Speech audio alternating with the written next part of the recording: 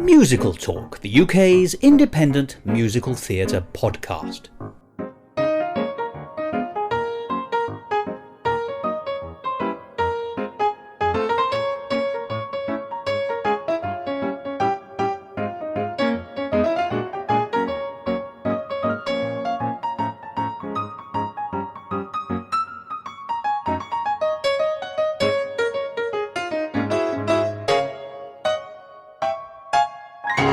Hello and welcome to another edition of Musical Talk. I'm Thos, and I've again been wondering what would happen if the typesetters got things wrong when setting the sheet music for Rodgers and Hammerstein. We might end up with a song called The Lonely Got Heard, which is actually rather sweet.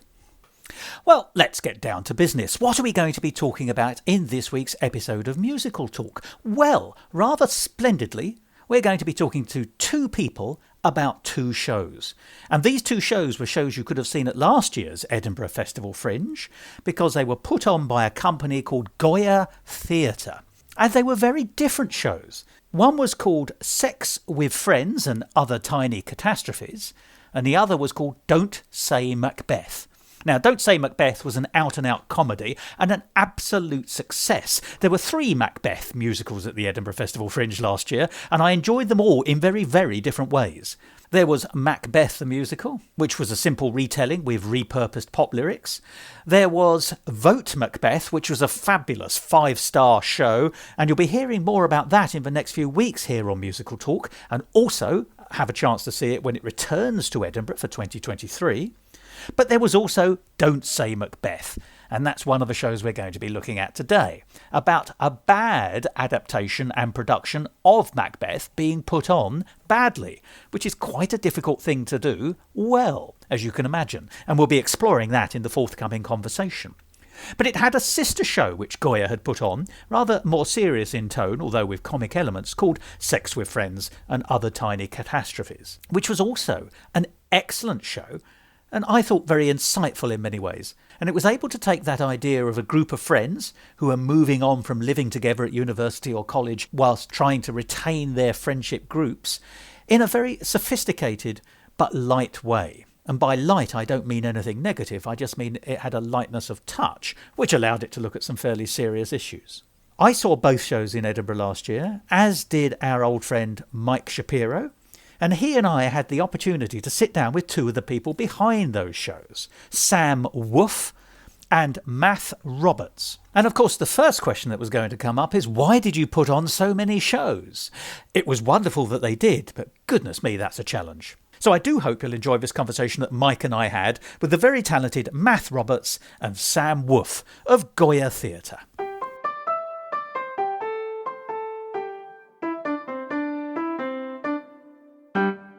Musical Talk, the UK's independent musical theatre podcast.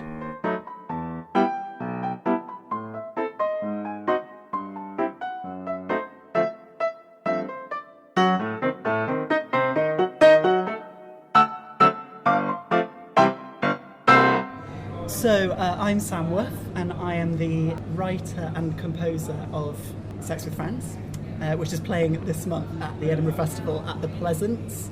And I will hand now over to my writing partner on Don't Say Macbeth, which is another show which is playing, and you will introduce yourself. I will.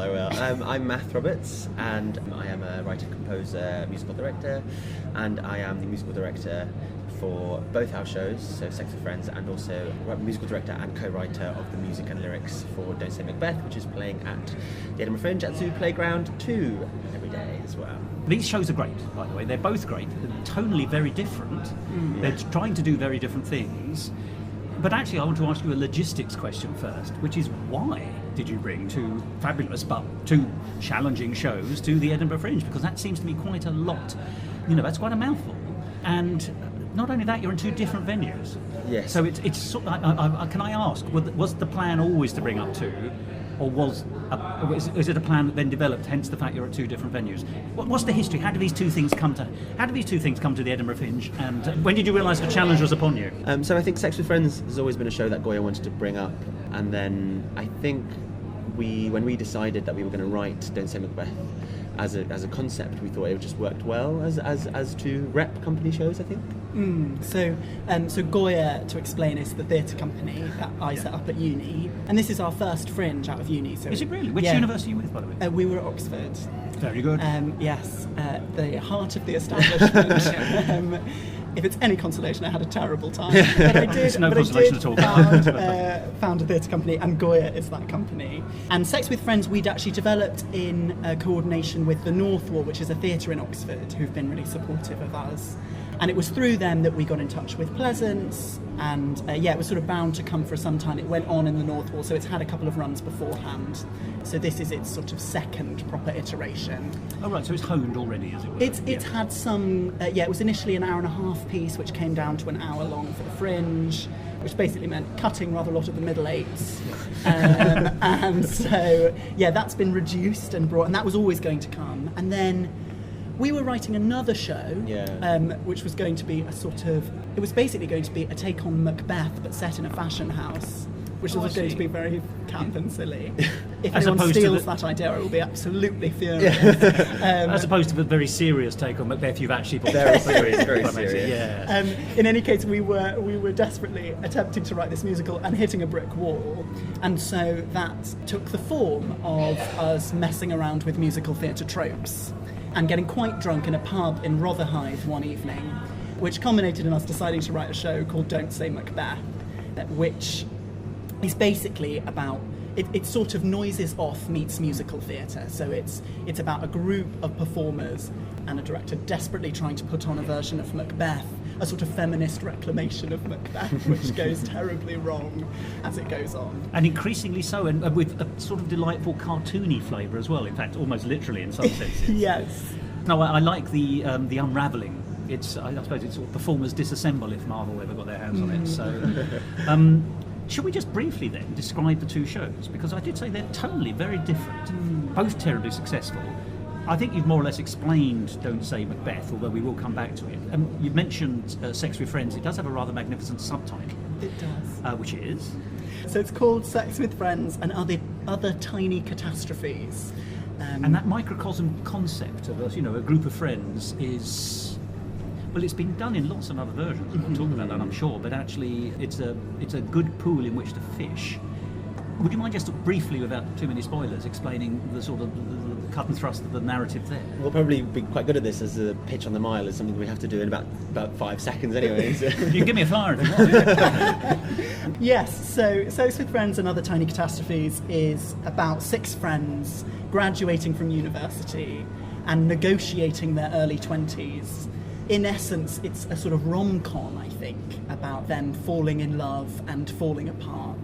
And it's about a group of people coming together as a friend group that they desperately want to be a family, or sort of family structure, and yet, as we see over the course of the show, it gradually falls apart as people grow in very different directions and have sex with each other and then fall out and sleep with all the wrong people and say all the wrong things. So it's a kind of, it came from me looking at Friends, not the television show, but actually the phenomenon of Friends.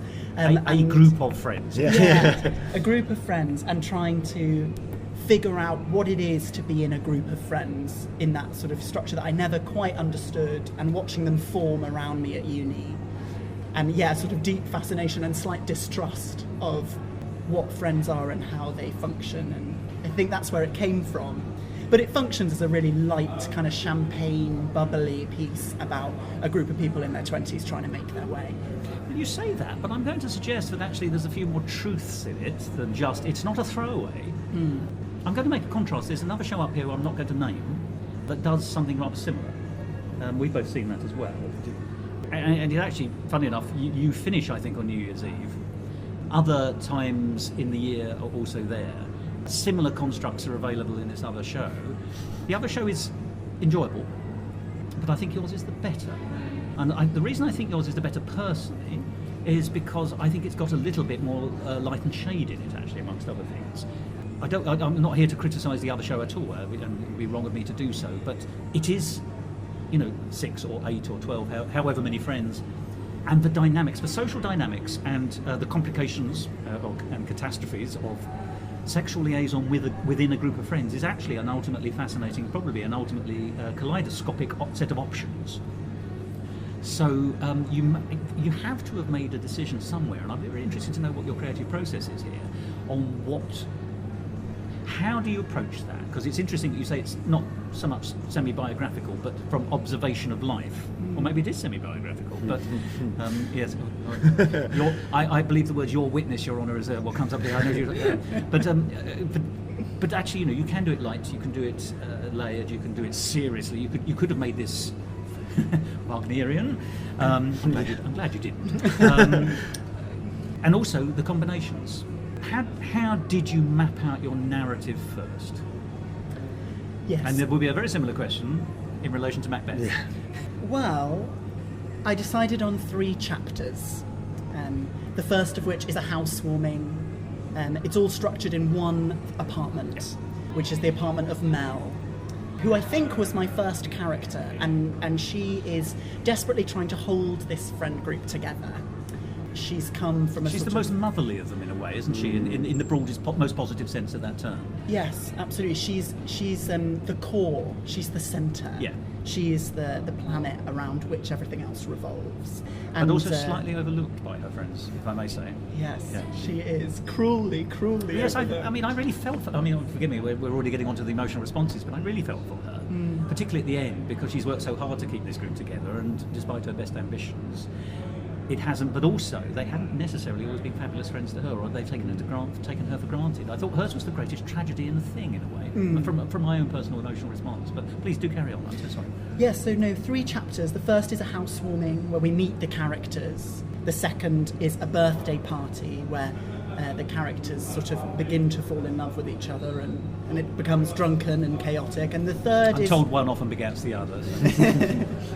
And the third is an episode of real difficulty. I think we sit in a kind of awkwardness. They all cancel on a holiday they were supposed to go on, which is an important beat in the piece, because Mel has organised this holiday, and these young people desperately trying to make their own way in the world cancel for various different reasons, and they reunite some months later, and it's been some time, and new relationships have formed, but really the essence of the friend group has been compromised, and so there is a great difficulty in this new dynamic, and we're left at the end of the piece with a question about whether they'll remain friends or not.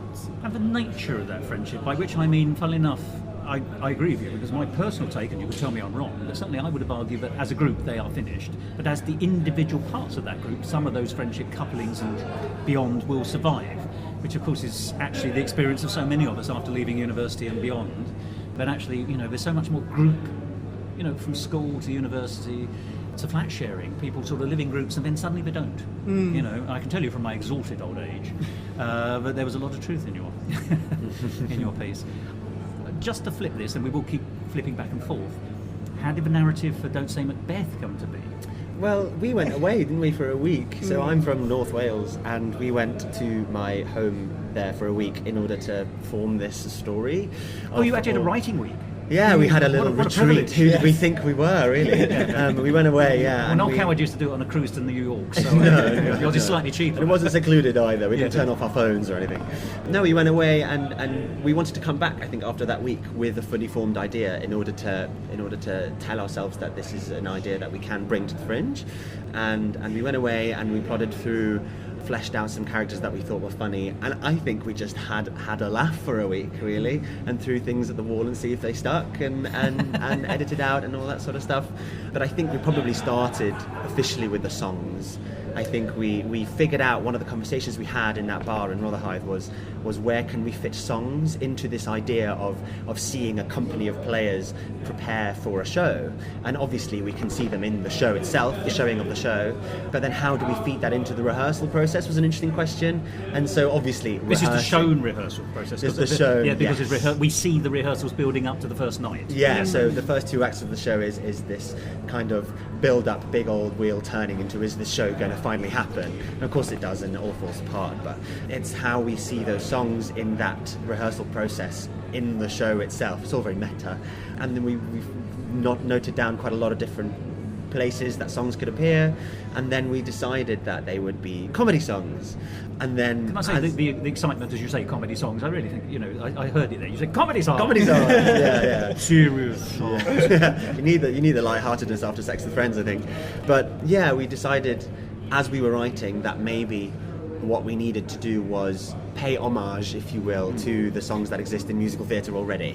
And so that was a lot of fun for us to play around with that and see how many little musical nods we can get into all of these different numbers. So can I ask you a question then? But the way you're describing that is actually that you had the idea and therefore presumably a sketch of the narrative points, and therefore that's how you then planted the songs. But have I got this right? That actually you hadn't yet solidified your narrative. So actually, the arrival of the songs in nexus points, as far as you could see, also helped add structure to the narrative. I think we were. Because I think that's slightly unusual. Yeah. I think we were very solid in that we wanted a song that sounded like Andrew Lloyd Webber or all of it. Or maybe, or a song that sounded like Lin-Manuel Miranda or this and that and the other. But then I think we then went ahead and storyboarded a plot, a narrative, and then see where the songs fit into there and which character then owned which song and all this sort of stuff. And then I think we pieced it all together. But I do think the songs and their styles and their tribute, I did think kind of benchmark some points in the story for us. Yeah. But I do think it's fairly unusual for the songs to be, if you like, part of the supporting scaffolding. I mean, obviously there's no wrong way of doing it, but some people write the narrative and add the songs, knowing sort of where they're going to go. It's absolutely fine to write the songs and then solidify around it. So I'm not criticising, but I think it's a slightly more unusual approach, and it worked. Yeah, I hope so. Can I ask, what was the approach therefore in Sex with Friends? What song placement? How was that decision made? This is a good question, and I'm casting my mind back to when I wrote this. Yes, I don't know. The good question's fine, but I need a good answer. Yes, all right then. I'll do my best. I'm going to jump in. Yes, please. Startling some of the listeners who thought that Thos was the only interviewer. One thing I noticed that was distinct about Sex with Friends is that the songs were functional, meaning that for most of the songs, some story development happened in the song. A trap a lot of musicals fall into are writing songs that are kind of responses to what just happened. It's kind of a musical recap of your feelings. Whereas in your show, it seemed that although there were the occasional odd of the moment comic numbers, there's a lot going on in the songs dramatically. And I'm curious if that was by design or just the most efficient way to write the show, or is that part of your philosophy of musical writing? Well, I think both of us are at heart storytellers, I think. And I think if we write a song, if there's not a journey throughout that song, then for us it feels rather futile, and it could be done in a couple of lines of dialogue. There's other ways of doing it. Yeah, I think so. Yeah, I think that's absolutely right. Is that songs are best when they take you from somewhere and you land somewhere else. And yeah, interestingly, I think it took a while to find those journeys in the songs. I'm very capable, as I'm sure we all are, of sitting down at a piano and writing a melody without necessarily having anything to attach. I'd like to say I'm not, but I bow to the greater knowledge. Please do carry on. So yes, I think a sense of journey was important. And in terms of structuring the piece, I mean, I love a flashcard. I'm a fiend with a flashcard. And so it's a lot of finding ways of... Literally, it literally looks like I've lost my mind, and I have out a sort of 300 flashcards which I'll put in different places, and color-coded and I'll everything. work and I'll work until I'm happy with a flashcard on a wall, and I won't. I think pretty much I'll try not to write anything until I've got a shape. Is that narrative or is that song? Songs will come in dribs and drabs. Dialogue I will write in a burst once I know what's happening. I write dialogue very fast, and then there's a process of editing, of generation. It's extremely rapid, normally in the middle of the night, quite violent and supported by Kathy. And then for songs, it's a slower process of coming to and away from the piano over and over again. But the placements, because it's interesting, the design of a song, also, it's a interrelationship, isn't it? What the song's going to do will depend on where it sits, and where it sits will depend on what it's going to do, and there will always be edits and changes and adaptations for Edinburgh. Shows that start longer have to come down. And some people do it by, as you say, amending the songs or taking out scenes or removing subplots. But back to that point about the placement of those songs. So I'm really interested in this sort of flashcard sort of. In the good old days, it would have been. I used to know people who wrote on. They used to buy blank wallpaper, lining paper, because that would give you 100 yards or 100 meters of paper, and then scribble all over it, and then do all the lines. Joining the thing that's at 8 foot down with the thing that's at 20 foot down, and then rolling it up before they went to bed. And so it sounds not a dissimilar process to that. I suppose it's capturing all your thoughts to create some kind of solidity, and then working out on top of that where the songs go. I'm just It's about finding. For me, it's about finding things that support a bigger arc. So the song has to be part of a bigger shape. Obviously, there are moments where we're writing comic songs, which are sort of for one particular beat. But if a song can be part of the arc of a character's journey, and also just because I think in Sex with Friends, I think there's an interesting thing happening, which is that I think the dialogue I've written is distinctly deceitful, in the sense that I don't think anyone really tells the truth in Sex with Friends, spoken. And so the songs provide this kind of moment of deep honesty. And this is something I had long conversations. I wrote this piece in coordination with a great musical supervisor called Livy Van Moormello. And we had long conversations about how these two things function together. And this sense of a kind of a sort of small talk, a very witty, stylized short lines, which is kind of catty and sharp and staccato, exactly. As opposed to these songs which let us really dive into what a character's journey was and what they were really feeling. Felt like an exciting game to play with an audience. Well, it's certainly got contrasts and flavours. They both do, actually, but obviously Sex with Friends is the more serious of the two. Or rather, it's serious with lighter moments. By the way, the Googling song is excellent. I mean, they're all excellent, but some things hang in the memory, and that's one of the great ones. But also, I'm just absolutely fascinated. There's so much overlap between the performers and the creatives on both the shows, and yet they are facing in totally different directions. And then you perform them on the same day as well, And of course, it should be said that you're both in the shows. Yeah. And Màth, you play the piano in both shows, but in one of the shows, which is the Macbeth one, you also have a character who's playing the piano in the rehearsals, which is nicely meta, of course. Yeah. But that's also a leap. There's a leap from being the musical director to being the musical director who also performs. And I notice you don't seem to use sheet music either, so it's all from memory, which stuns me, to be honest. Yeah, no, I think it was. I think this is another kind of nod to Livy here, Livy Van Moormello, who musical supervised Sex with Friends for us, where she was a brilliant ear on the outside. Because what I found going into rehearsals for Say Macbeth was that it was quite overwhelming to be within the narrative and within the structure, also playing the piano and thinking about my own performance and everything like that, and also trying to note the show. It was all quite tricky. That's a lovely word for. I wouldn't use tricky. I think I'd probably use something a bit more strong than tricky, like very tricky. But yeah, it was a real learning curve, I think, in that regard. But in terms of both shows playing at the same time, I think there's something quite delicious about Macbeth coming second, because it's a sort of light relief after some sort of, as we say, heavy. We call it the heavier of both shows, Sex with Friends. It's still a musical comedy, but I guess compared to Macbeth, it is a melodrama, seriousness. But it's nice to have the lighter stuff after to kind of cleanse ourselves of this emotional stories that we've just been through. So that's, I think, a nice thing, especially for the actors that are playing in both shows. Yeah. Now your character is quite bumbling. I don't mean that rudely. Well, I'm assuming it's the character, and that's not natural. Well, you could say that it's a heightened version of me, really. Is if it you think really? about it. Well, we won't speak too heavily about that. but a musical director, maybe, yeah. I only ask because obviously, there's a lot of things that go wrong, and having that kind of bumbling but very affable character who can be easily distracted, I think would be the nicest way of describing it. No, it's a very appealing character, and so there's comedy both in character and in physicality. Whereas, Sam, I think your character in Sex with Friends is naturally funny. it's a character comedy piece, but also we see a lot more pain. With the greatest respect but to the character in Macbeth, who I don't think we see his pain quite so strongly. No. So in that sense, there's a bit more acting chops going on, if that makes sense. Is it hard for you as one of the creators also to be in the performance, particularly when it's a broader role, by which I mean less comic? You know, it's facing in a lot more directions.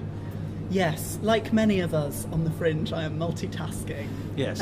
But I've been very supported by the director Emmy Briggs and also by the rest of the cast. This sort of swapping of hats was I was nervous about it before we started, because to be at one time the writer and at other time a performer, and then to direct Don't Say Macbeth, sorry, there was a lot going on, and yet actually. We were very lucky to be supported by the Royal Academy of Music, who gave us some rehearsal space in London.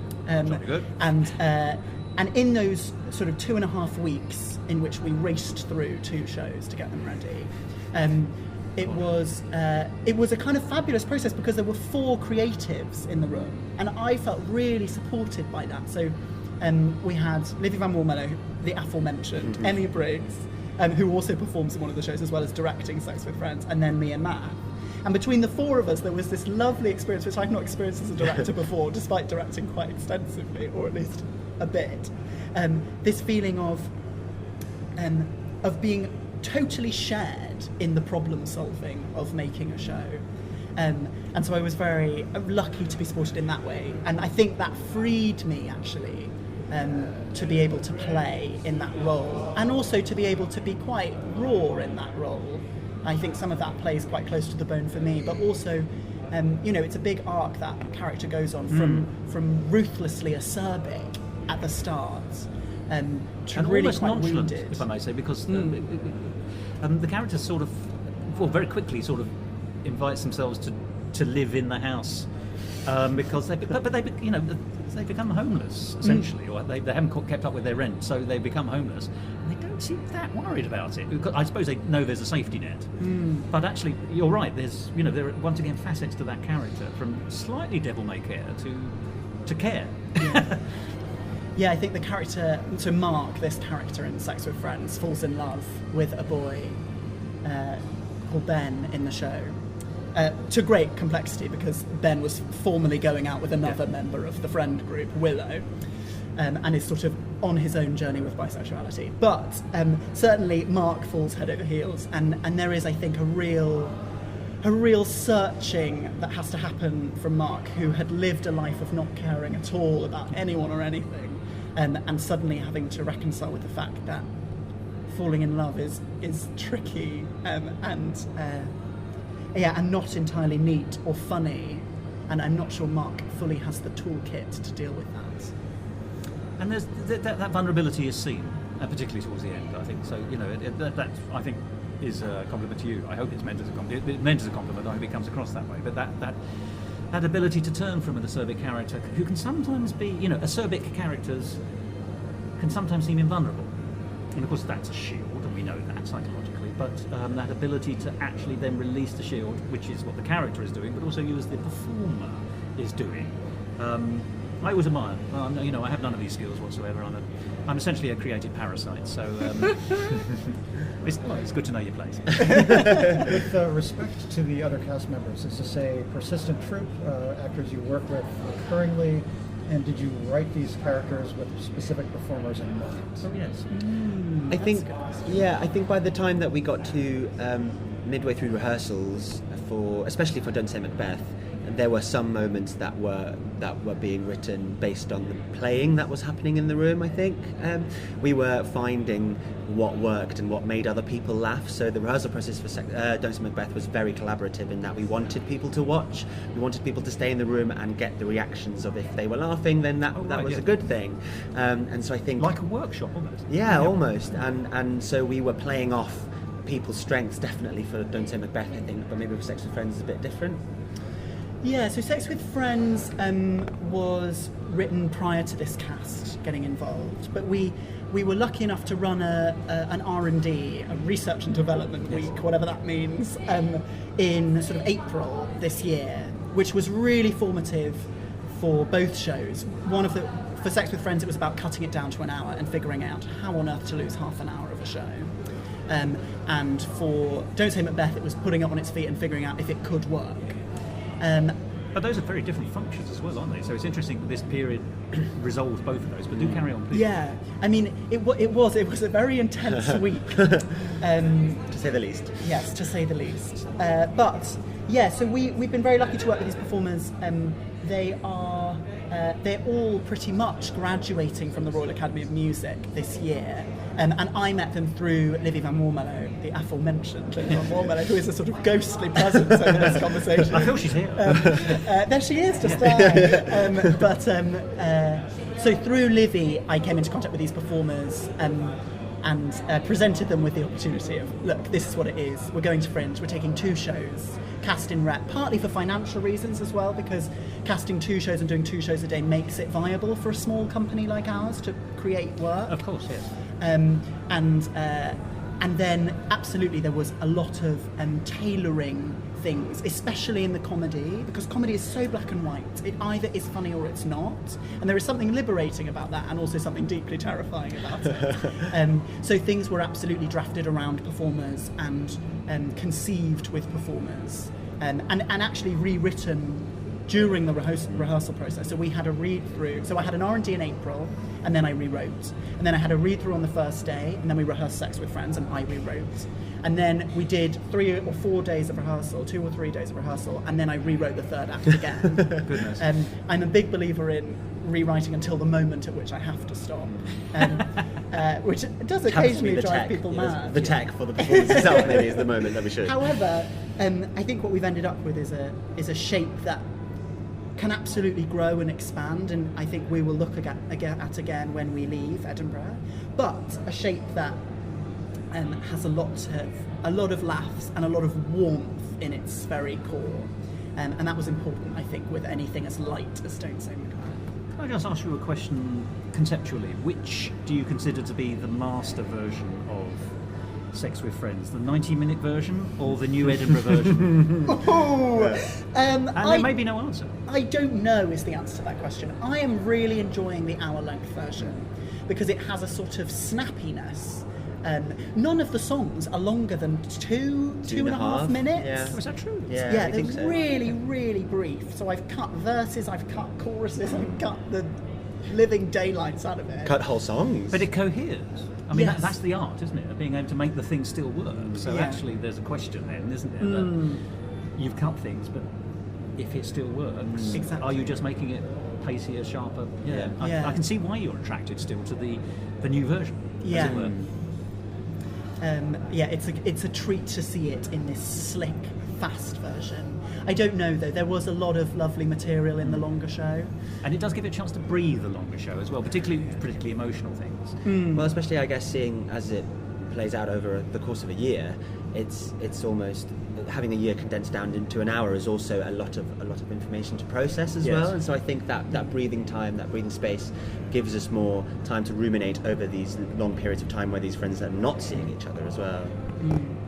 Now, I've got to ask you, taking us back to Macbeth, there's always a problem, isn't there, when one writes a show where things are supposed to go wrong, which is that it's sad to see one's material mangled, even though the intention is for the mangling to take place. And also, how do you make sure that the mangling is the right kind of mangling? You know, I'm thinking particularly of songs here as well. Obviously, the actors are of variable quality, or rather, the actual performers are playing actors of variable quality. Let us make these distinctions. It's all very meta talking about the show. Yeah, that's right. I hope people are following along with their bit of paper. But it is actually a huge art being able to play badly well. Yeah, there's I this. think. Yeah, there's this song that we wrote called I Have So Many Feelings, brackets, I Feel So Many Things, which is a lovely homage to some sort of emotion-filled musical theatre songs by some unnamed composers. But If that, only they were. but that was always planned to be a song that was performed badly, and I think something that we were juggling with was how bad is the song as a song? Do we write the song badly, or do we get the performance to be bad as well? So that was an interesting little discussion that we had before we went into rehearsal. rehearsals. And then when this character Matty, this very sweet character, decides that she wants to run her song again, and for what feels like the 50th time, and still no improvement, it's yeah, you're right. It's interesting to find where's the right moment to get it incorrectly, and that was something we worked on and workshopped as well. It just as any form of comedy, really, to see where the beats land and where the laughs come. Yeah. Is it difficult to have a trained singer sing off key deliberately, and is it hard to nudge her away from the proper pitch center when doing that song? Yeah, it was very interesting. So we decided a little bit that we wanted to segment the song up so that bits of it was not necessarily just singing off key, that it was faking a vibrato by shaking her chin, and things like over-enunciating some words that really didn't need to be over-enunciated and all that sort of stuff, and feigning to be Britney Spears and all this sort of thing. So it was almost like, as somebody who knows exactly where the pitch center should be, it's obviously very tricky to sing off key, so we were trying to also find these other funny bits to pull out of it as well. But that song especially, I think, has a lovely little story where when we get to the third act finally, after this character Matty has her heart broken, she then is redeemed by singing this song in its full glory.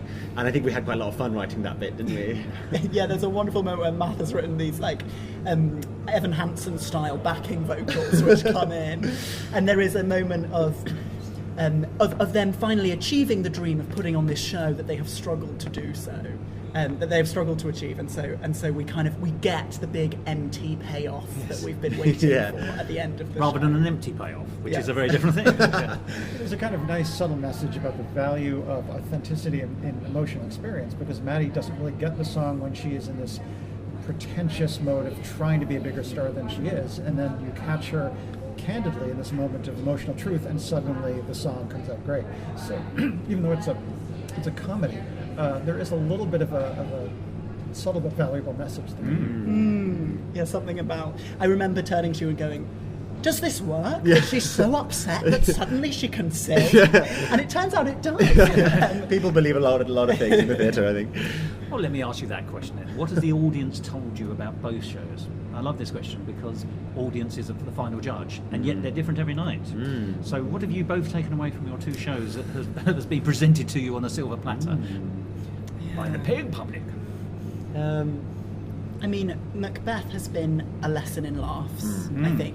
You get the laugh or you don't. So all the way through, as is the case in sort of this sort of very light comedy where you are pursuing the laugh and the laugh only, we've changed lines, we've moved things around, we've moved beats, just to find what the best version of that gag is, and I think that's been a very clear lesson. It's been really interesting being within that as well, and learning how a slight variation in delivery can achieve a very different reaction, and cutting a word short or saying something a bit quicker and all that sort of stuff. So that's been really interesting in a group environment like that. On Sex with Friends, I think what's amazing about Sex with Friends is people project onto it because it's so from truth. It's so much from my own life and the people that I went to uni with and people around me, and because it's a small story about things we all understand. I have had countless people come up to me and think that I had written it about them. That's a disturbing concept, isn't it? Who sort of saw themselves as characters in the piece, who have really related to particular characters. I think the character you latch onto tells us more about you than it does about us. It's like astrology, right? Yes. It is. It's like these 6 archetypal people that are playing in this space. People find meaning in them in all sorts of interesting ways, which I hadn't fully expected. But isn't projection interesting? You know, that's... the reason I was talking to someone earlier today about Company by Stephen Sondheim, and of course the central character Bobby there is projected upon by the friends in the piece, but also we as an audience. I don't want to get too much into it here because that's not what we're discussing today, but actually there aren't that many shows where you can project quite so, or I think anyway, quite so thoroughly on various characters. Yeah, I think what's interesting about these two shows existing at the same time as well is that as much as Sex with Friends is a show full of characters that you can project yourself onto, and they're very believable and very three-dimensional, and Don't Say Macbeth has all these archetypal characters that are very, very heightened versions of a caricature. It's almost like they complement each other in that we recognise these characters and they are filling a type of role within a group. I think it's something I found, and it was interesting for us playing around with casting of the same characters and the actors and all that sort of stuff, and where these people lie, and maybe it's a little study for us to see if there is a mirror somewhere between these shows, and in terms of the archetypes of the players within the company of Don't Say Macbeth and these kind of relatable characters in Sex with Friends. It would be quite an interesting thing to look at, actually. Well, there are these splendid parallels, and the very fact you have a repertory company approach to it has absolutely emphasised that. You know, it's like a set of equaliser buttons, isn't it? You're sliding them up and down. But yeah, no, I think you should do the analysis and send it to me. I'd be very interested to read it. I think it's always been important for me. A lot of my work has been about ensemble storytelling. I'm interested in groups on stage, and also sort of like in queering relationships and queering forms, so queering the farce and queering empty and all of that sort of nonsense as well. Nonsense, maybe perhaps not, maybe very important work, but certainly playing with what those expectations are. But that's how discovery is made. You know, discovery in art, and I use the word discovery advisedly because some art is discovered rather than created, or rather it's a fusion of the two, is by pushing those envelopes, which is actually sort of what you're describing, really. Actually, you know, the ability to say, can we do this? Can we take this somewhere else? Yeah. I think. Yeah, can we do a diva character who is also a lesbian? You know, like, can we do, like, in these big archetypes? It's almost like, compulsory in some shows. Yeah, yes, exactly. of course. Like, Mae West did it first. Well, pretty much, yeah. But Marlena Dietrich has a view on the matter, I imagine. Yes, the Teutonic lesbians. But there certainly is... there certainly has been a great deal of play, and we've been really lucky, I think, in being supported by those creatives, and also our fabulous cast, who mustn't be unnamed, who are like Jordan Stamadiatis, Leah Luca, Lucy Brindle, who else? Laura Delaney, and Ollie Stockley, all of whom have been up for this game of playing pretend and finding a way in which to play as a group. I think both shows are really about groups. And about how we interact as them, even though they are, you are quite right, completely different shows. So I've been very lucky, I think we both have, to be supported by such fabulous creatives. Yeah, well, we just chuck some balls in the air and then let them juggle them, really, and see where they land. Simple as that. See what happens. We did. If you don't mind me saying, the balls you've just chucked in the air are the balls you're talking. Well, Sam, Màth, it's been a pleasure talking to you both. I'd actually really like to continue this conversation on, and I hope that actually we'll have an opportunity to speak again at future shows, because on the strength of the two shows I've seen and the versatility actually on display in both shows, you know, they're both brilliant shows. They both point in the same direction at one level creatively, but also in a totally different direction tonally. And yet they both really pay off. So these are great shows, and it's been a real pleasure talking to you as two of the creators behind them. Thank you. But how can people follow you and your company to see this show, but also future shows? Stay in touch. So everything is under Theatre Goya, which is the theatre company. So that's Theatre Goya, Goya, like the artist. And we make new queer music theatre. It isn't always musicals, but it always has music in the very bedrock of what it is. And I approve, by the way. You can find us on all the socials at Theatre Goya. Thank you very much. Thank you very much. You yes, too. Thank you for having us. Yeah. Oh, our pleasure.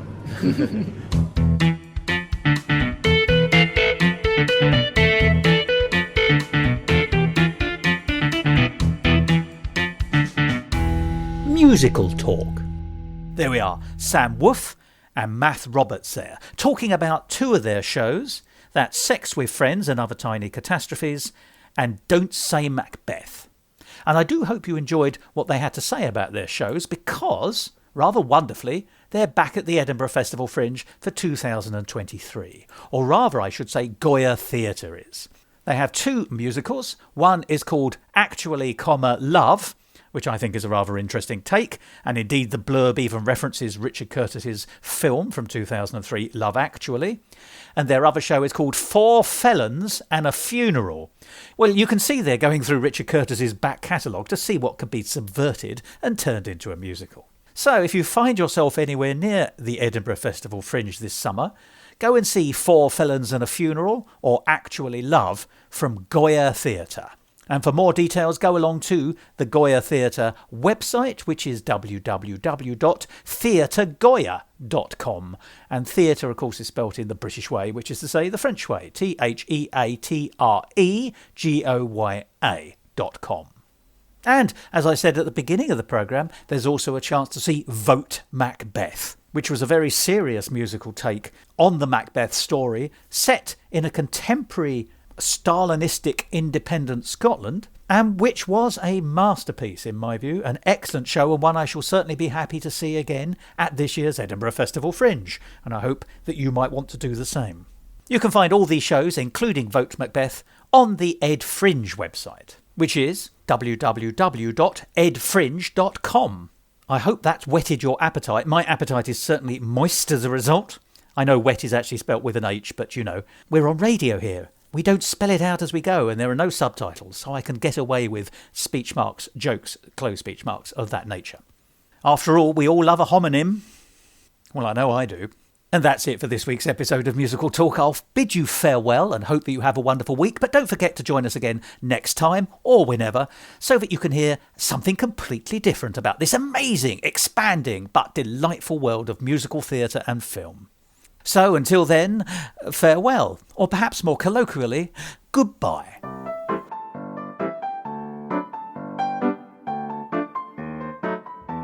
This episode of Musical Talk, presented by Thos Ribbits and Mike Shapiro. Edited by Thos Ribbits. Copyright Musical Talk 2023.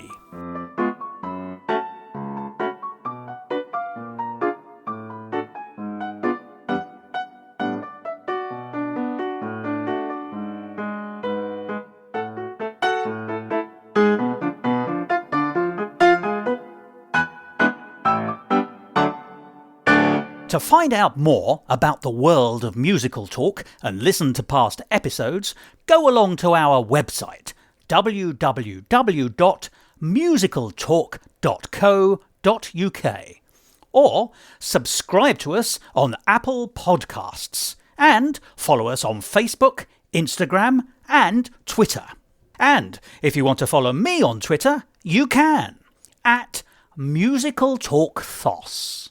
And Mike, it's a four-way conversation, so you burst in whenever you need to. Is that all right? How dare you? Yeah, that's what I'm looking for, yes. I'm looking for anger, I'm looking for distemper. Yes. No, jolly good. So, I'm going to leave it to you. You're still talking professionally, I gather. Still friends, I hope? Yes, yeah, we good. are. That's We hope lovely. so. Just I hope about. so, no? Yes.